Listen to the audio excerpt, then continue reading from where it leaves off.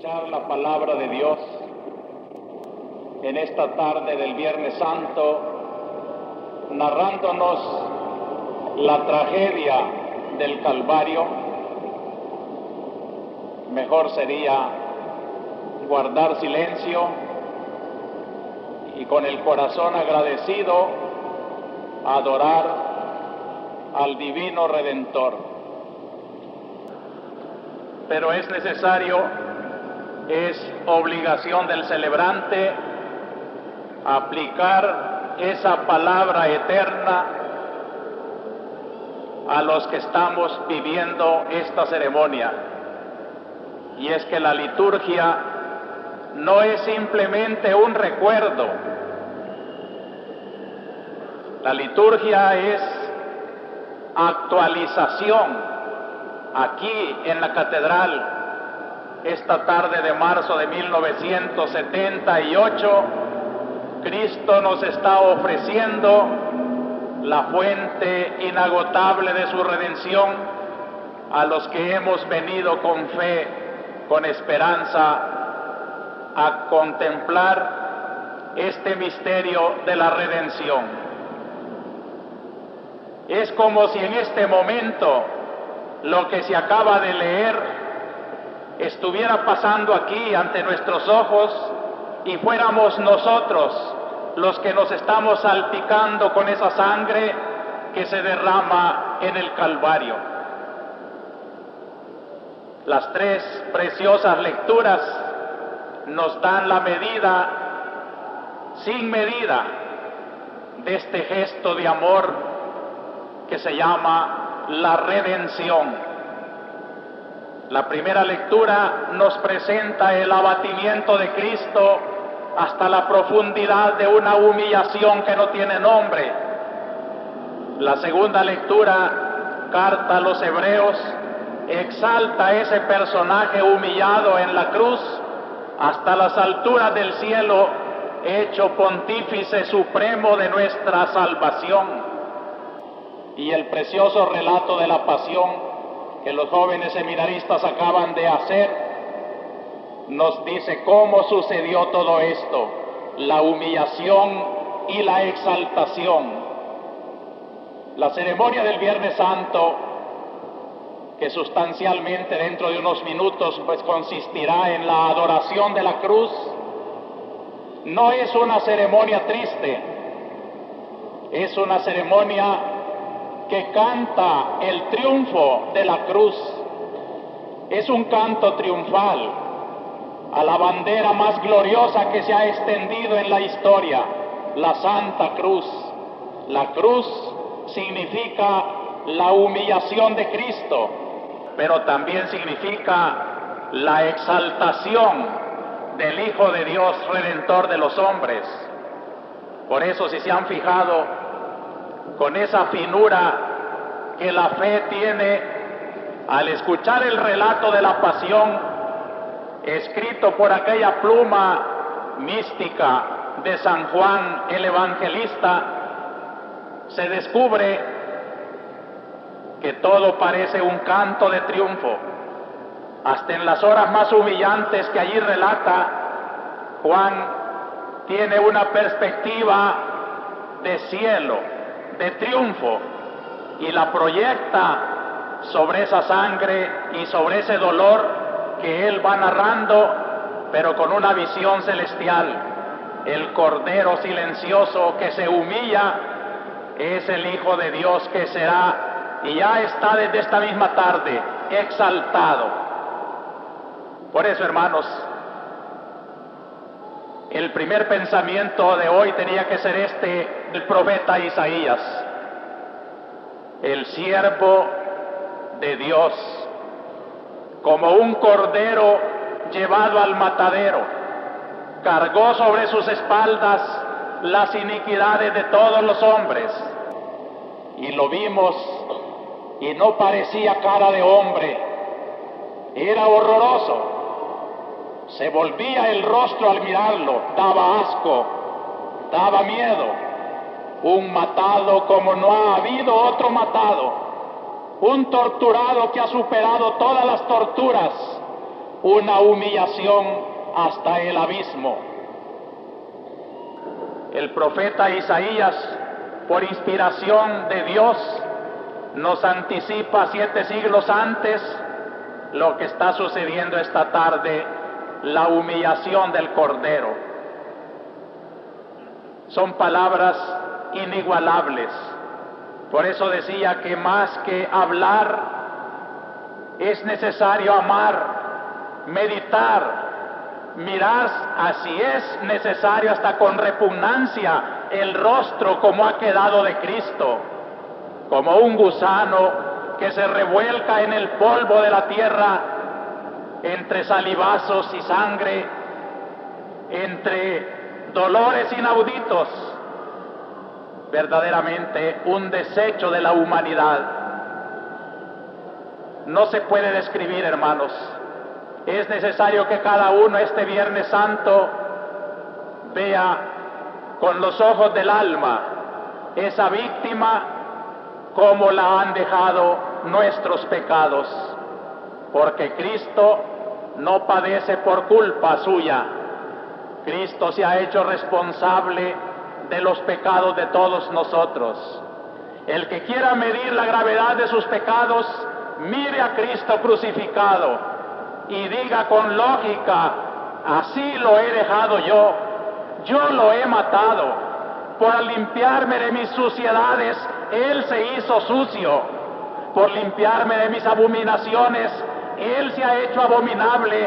Hasta la palabra que parece una blasfemia, pero la dice la Sagrada Escritura: el que no tenía pecado, por nosotros se hizo pecado, maldición, castigo de Dios.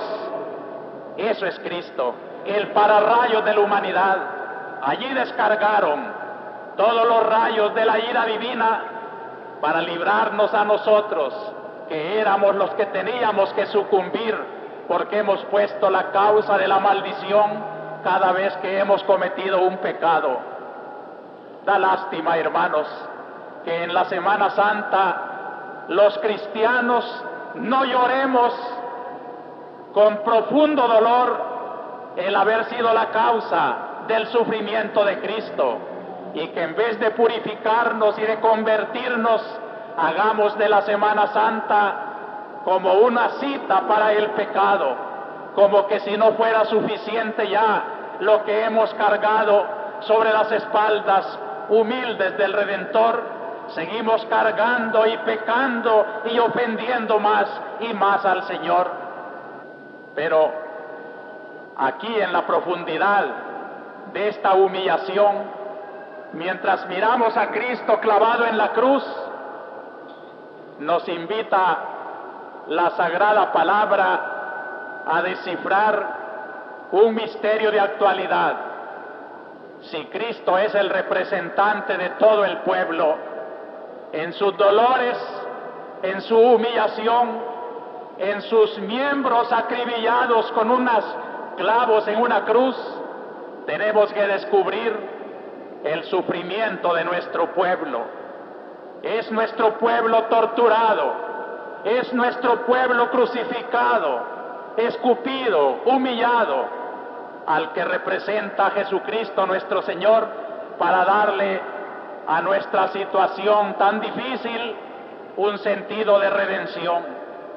No es extraño, hermanos, que al sentirse así el pueblo humillado como Cristo, quiera sacudir sus cruces, quiera botar los clavos, los azotes, quiera liberarse. Y surgen los liberadores del pueblo, pero muchos en un sentido falso. Yo quisiera, hermanos, que al mirar a Cristo crucificado en esta tarde de Viernes Santo y mirar que en sus miembros también a nuestro pueblo sacrificado, tratáramos de ver en qué consiste la redención que Cristo nos está ofreciendo en sus carnes benditas para nuestro pueblo. Y la clave es muy sencilla. Basta escuchar de aquellos labios moribundos las 7 palabras que como un testamento de su espíritu nos está dejando para que comprendamos los ideales de la liberación cristiana. El Papa Pablo VI ha dicho que la Iglesia de nuestros días no puede ser indiferente a las ansias liberadoras del pueblo, que una Iglesia que no se ponga a sentir como propia la angustia, la pena, el sufrimiento del pueblo, no sería la auténtica Iglesia de la redención. Pero el Papa, recogiendo las voces del episcopado, ha dicho también cómo es la liberación que la Iglesia ofrece, porque si la Iglesia en sus ansias de liberación se dejara manipular por una liberación que no es cristiana, por una liberación de odio, de revoluciones, de violencias, perdería su fuerza, no sería la verdadera redención de Jesucristo. Por eso, hermanos, a quienes ansían con sinceridad y con una gran sensibilidad social un mundo mejor, una patria mejor, a quienes quieren limpiar las escupidas del rostro de la patria, a quienes quieren limpiar la sangre que chorrea a nuestro pueblo, le conviene escuchar de los labios del gran liberador Jesucristo cómo debe de ser la liberación que la Iglesia y sus cristianos ofrecen a esta patria, a este mundo, a esta situación. Oigamos la primera palabra de Cristo: Padre, perdónalos, porque no saben lo que hacen. Qué lejos está el liberador del odio, del resentimiento, de la venganza. Él, que podía desatar las fuerzas de la naturaleza y hacer añicos a los enemigos que lo han crucificado, él que podía liberarse haciendo polvo a sus perseguidores, no quiere violencia. Cuando un día Juan y Santiago, al ver la ingratitud de los samaritanos que no le daban posada, le pedían permiso para pedir que lloviera fuego sobre aquella ciudad, Cristo les dice: ustedes no saben de qué espíritu son. El Hijo del Hombre no ha venido a perder, sino a salvar, a dar su vida para salvación de los otros. Esta es la liberación cristiana. Los cristianos de la Iglesia tienen que ofrecer su colaboración a la liberación de nuestro pueblo, pero a partir del amor, a partir del perdón, a partir de esta súplica de Cristo: Padre, perdónalos. La segunda palabra de Cristo es al buen ladrón, el ladrón que descubre que en su compañero de suplicio hay algo más que hombre. Le dice: Señor, acuérdate de mí cuando estés en tu reino. Y el crucificado divino se vuelve al ladrón y le dice: hoy mismo estarás conmigo en el paraíso. El liberador de los hombres sabe que el paraíso no está en esta tierra, pero que un hombre acribillado con la cruz como el ladrón puede aspirar a un paraíso, y lo tendrá si tiene fe. La liberación, hermanos, la liberación cristiana es trascendente. Los cristianos sabemos que en esta tierra no puede haber un paraíso. No tampoco queremos adormecer a nadie, porque la religión no tiene que ser opio del pueblo.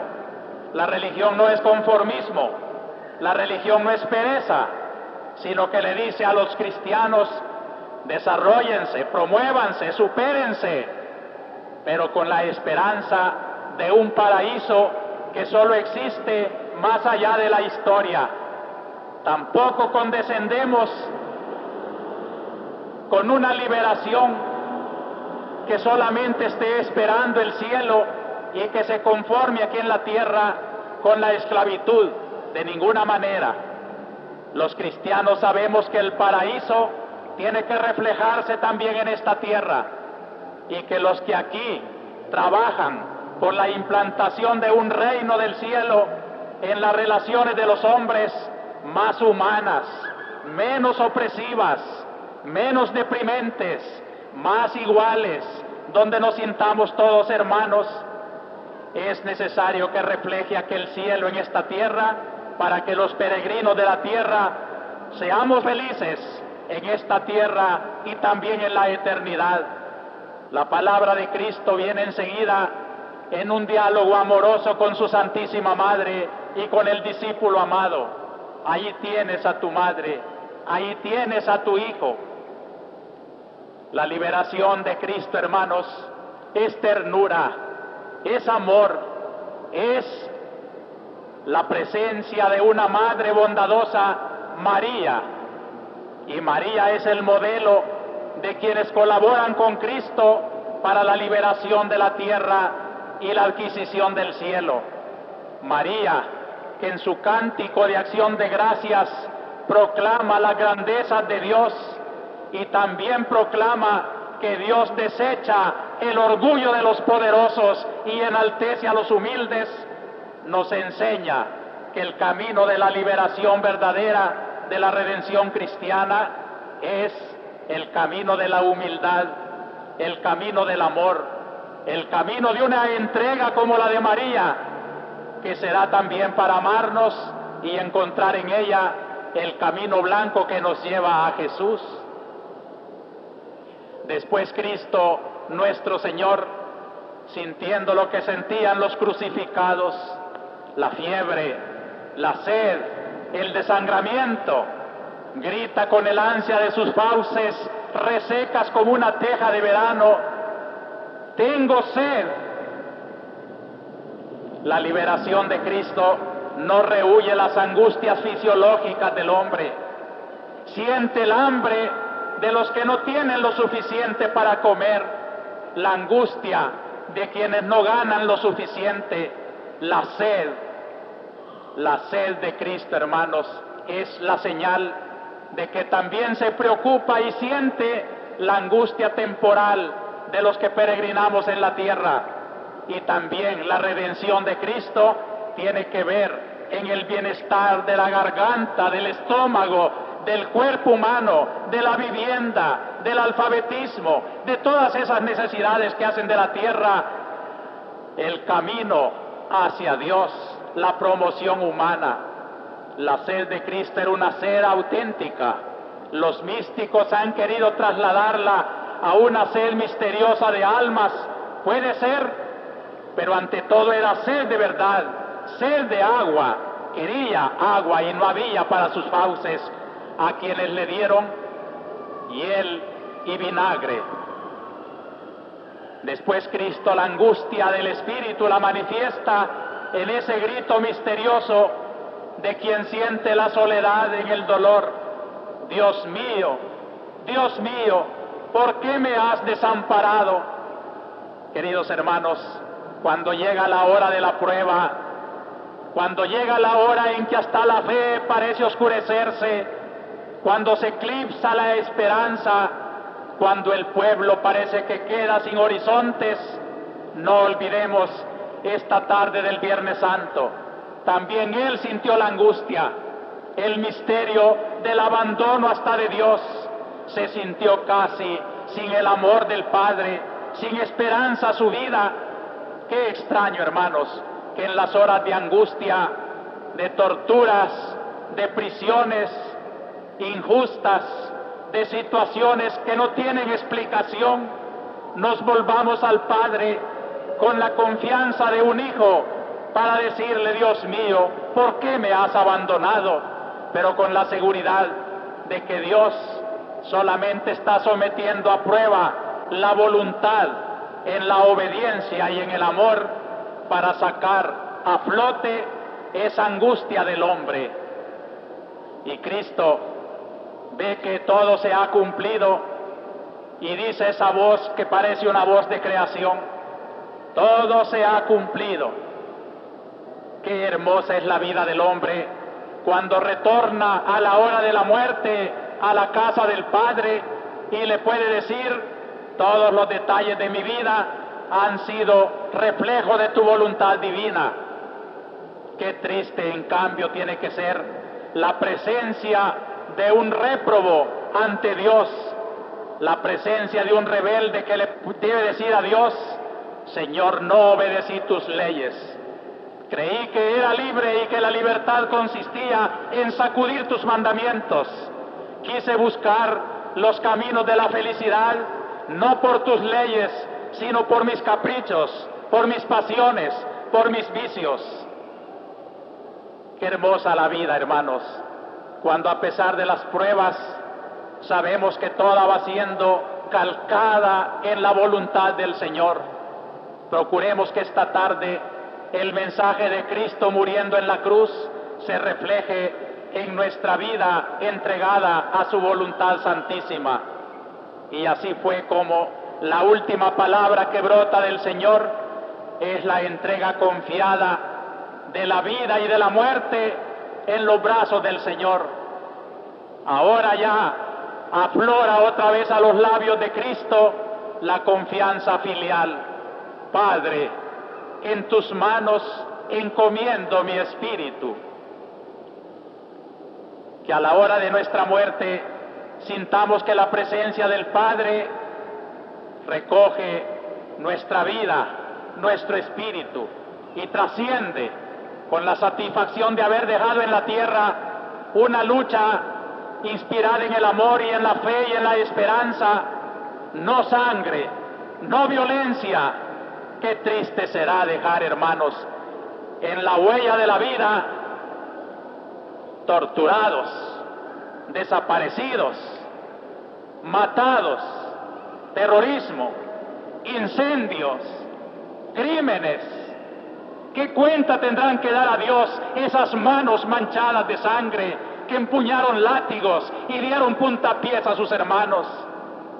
Qué triste será en aquella hora no poderle decir: Padre, en tus manos encomiendo mi espíritu, cuando lo que presenta en la hora de la muerte no es un espíritu que ha trabajado en la tierra el amor, la esperanza y la fe, sino la lucha sangrienta que no la quiere Dios. Y así, hermanos, ante este cadáver de Cristo, nosotros reflexionamos esa segunda preciosa lectura de Pablo: Cristo no ha muerto. Lo más bello de la Semana Santa no es esta tarde. Sí, quizá esta tarde es la más conmovedora. Ver que un Dios por mi amor se hizo hombre y por mi amor se dejó matar. Pero lo bello es que esa muerte fue rubricada por la potencia de Dios, y dentro de 3 días, mañana por la noche, cantaremos la victoria de la resurrección, luz y esplendor, la rúbrica de Dios para decir: el que llevó los pecados de los hombres para clavarlos en la cruz, ha sido aceptado el sacrificio, y el hombre que quiera puede ser perdonado. Solidarícese nada más con la pasión, la muerte de Jesucristo, y sepa que por más grandes que sean los crímenes y los pecados, Dios los perdonará. Y por eso, hermanos, la liturgia preciosa de esta tarde, ya la vamos a hacer, es una oración universal. Ahora la Iglesia siente que su corazón es como el de María, ancho como el mundo, sin enemigos, sin resentimientos. Va a orar por todos, a pedir por los pecadores para que se conviertan, por los mismos que la escupen y la calumnian, para que no vayan a morir en la desgracia de odiarla, sino que se conviertan, y con los que son felices como el buen ladrón encuentren un paraíso aún después de haberla ofendido. Vamos a pedir por los gobernantes, instrumentos de Dios para hacer paz, justicia en el mundo y no el atropello de la dignidad humana. Vamos a pedir por los que no tienen fe, para que encuentren en el camino de luz de la fe la felicidad que Cristo nos ofrece, comprada con su sangre y su dolor esta tarde. Hermanos, es el sumo pontífice, dice San Pablo, que ha penetrado los cielos y que desde su cielo ahora, sin venganzas, con amor infinito, en la voz de su iglesia que peregrina en la tierra, nos está diciendo cómo nos amó cuando murió en la cruz y cómo nos sigue amando ahora cuando peregrinamos nosotros en pos de Él. Oremos entonces.